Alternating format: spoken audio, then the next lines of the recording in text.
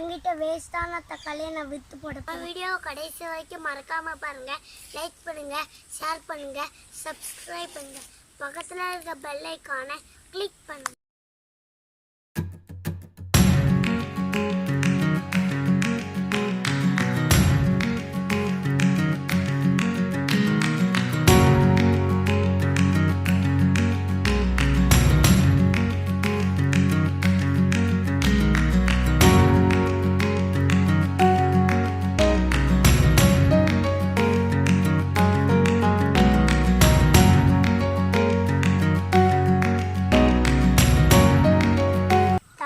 நம்ம உடம்புக்கு நல்லது. சமைச்சியும் சாப்பிடலாம், பச்சாவும். தக்காளியை வீட்டிலேயே விவசாயம் பண்ண ரொம்ப இடம் தேவைப்படாது. வீடியோ உங்களுக்கு பிடிச்சிருந்தா லைக் பண்ணுங்க, ஷேர் பண்ணுங்க, சப்ஸ்கிரைப் பண்ணுங்க.